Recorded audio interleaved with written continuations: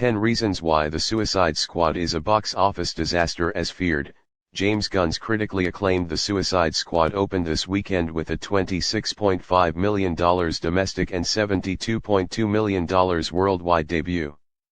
That's below even the fingers-crossed $30 million benchmark, and below both Space Jam: A New Legacy, $31 million, and Jungle Cruise, $35 million.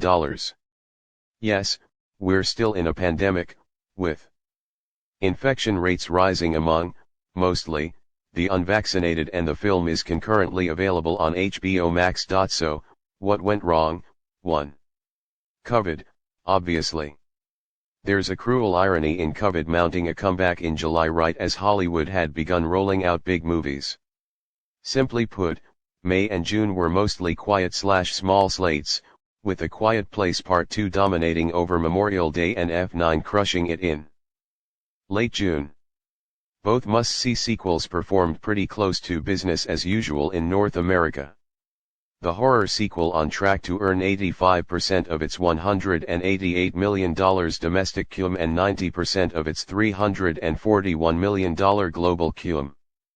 Fast and Furious 9 will soon pass Hobbs and Shaw, $174 million, in North America as it takes a shot at ending closer to $700 million than $675 million worldwide. Disney's Black Widow, $171 million and counting, was supposed to start a run of bigger franchise flicks, but Space Jam 2, Snake Eyes, Jungle Cruise, The Suicide Squad and, presumably, Free Guy ran smack into a new wave of infections. Point 2. It's not a movie, it's HBO Max. We'll find out tomorrow courtesy of Samba TV just how well The Suicide Squad may have performed on opening weekend in terms of HBO Max viewership. Generally speaking, I'm inclined to argue that it didn't make much of an impact. Most big HBO Max/Warner Brothers theatricals pulled anywhere from 700,000, in the heights, to 3.8 million, Mortal Kombat, households alongside their theatrical opening weekend. However, I've heard and read plenty of anecdotal evidence of folks who were intending to see the DC film sequel in theaters but decided at the last minute to watch it on HBO Max instead. Does that mean it'll score bigger than normal HBO Max viewership? Ask me again tomorrow, but news that the film earned, say, 5 million households instead of over/under 3.5 million isn't a game changer. Even if I don't yet think it was a huge factor in the film's soft opening weekend, it certainly deserves a mention, especially in case I'm wrong. 3. Is it a sequel, a reboot, a spin-off, or something else? I don't know why James Gunn and friends worked so hard to spin the notion that The Suicide Squad was something other than a direct sequel to David Ayer's Suicide Squad. Yes, the 2016 release wasn't terribly beloved, but general audiences were less vitriolic than critics and fans. Merely adding the to the title and then arguing that it was, well, something other than a direct sequel did little more than annoy those who pay attention to the stuff while confusing everyone else. Look, the film acknowledges the continuity of the previous film, features several returning characters played by returning actors, chief among them Margot Robbie's Harley Quinn and Viola Davis' Dr. Amanda Waller, and has characters who met in the previous film. Acknowledge each other accordingly. Back in my day, and this goes for Patty Jenkins' Wonder Woman 1984 too, we called that a sequel. Point 4. Audiences didn't like or didn't care about Suicide Squad. Yep, it's the good old Tomb Raider trap. Step 1, you make a movie that everyone wants to see and craft a marketing campaign that creates pre-release interest. Step 2, the movie gets miserable reviews and indifferent audience reaction, but it opens so high and legs out just enough that it's a huge hit anyway. Step 3, since that first film made money, $325 million domestic and $745 million worldwide, you assume that a new franchise is born and make another one. Step 4, you acknowledge that mistakes were made and craft a superior picture. Step 5, you earn better reviews but still open.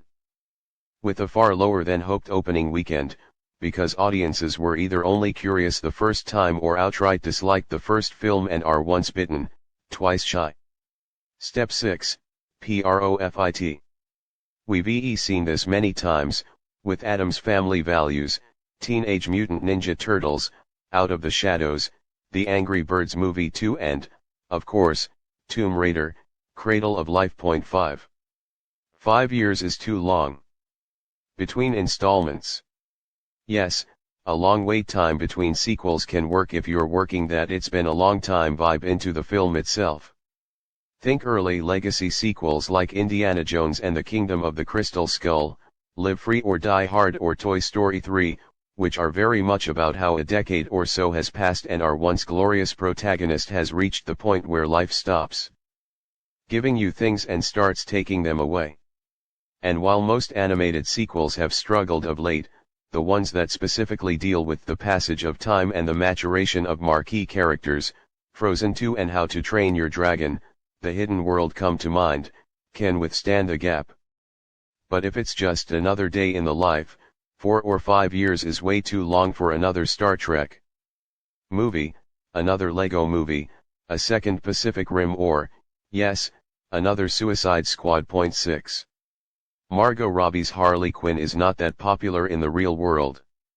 Margot Robbie has absolutely made the character of Dr. Harleen Quinzel her own, in a turn that had the benefit of being first.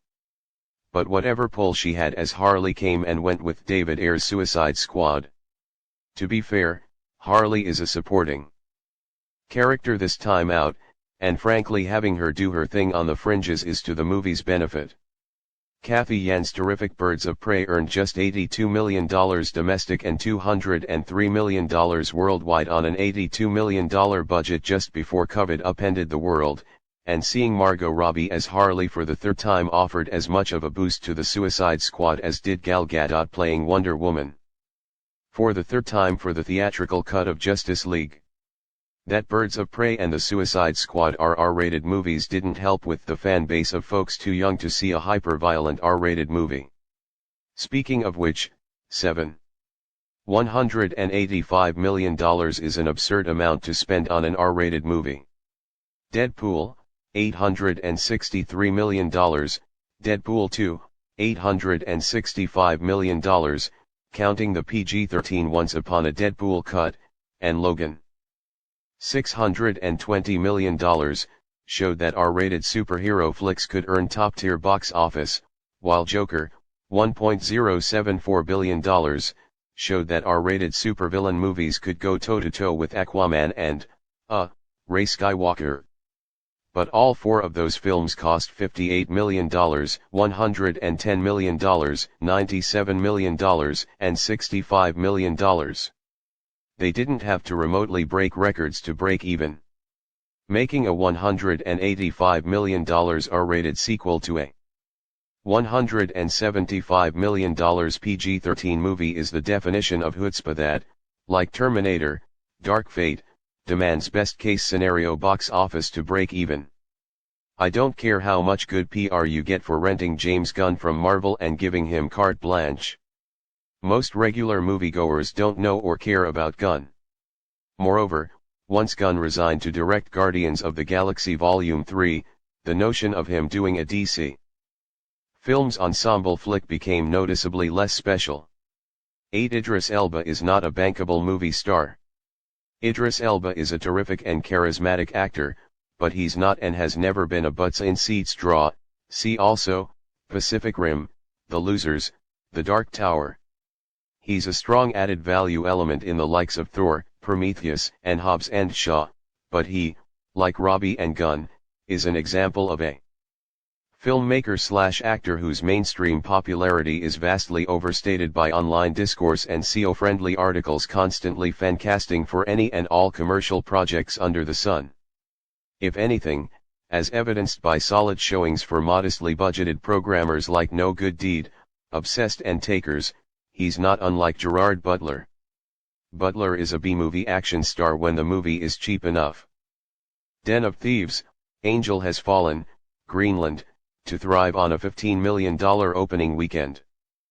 but ask Butler to front Dean Devlin's $120 million Geostorm, and yeah, $220 million worldwide isn't enough. To be fair, there's only one Will Smith. 9. Stop making sequels to Will Smith movies without Will Smith. While the overall hype and interest in DC films and the cinematic debut of Harley Quinn pushed Suicide Squad open with $133 million domestic, that it featured one of the world's biggest movie stars as a comic book assassin A, helped that opening, and B, was instrumental in helping the movie survive a 67% second weekend plunge. Moreover, in less comic book obsessed markets, Will Smith's charismatic movie star turn in a blatantly commercial IP exploitation was a key factor in the film's $420 million overseas cum. As we saw with Men in Black International, $252 million, and Independence Day, Resurgence, $390 million, making a sequel to a Will Smith star vehicle without Will Smith is a commercially perilous idea. Sure, he can't open non-IP flicks like The Gemini Man anymore, but he's gold as the genie in Aladdin, while Bad Boys for Life is still the last movie to top $200 million. Domestic 10. The Suicide Squad had nothing to offer other than the brand. All of the above variables combined to create a sequel which had nothing to sell other than the fact that it was another Suicide Squad movie. It lacked Will Smith, the allure of the first Harley Quinn appearance, much hyped cameos from Ben Affleck's Batman and Jared Leto's Joker, and a PG-13.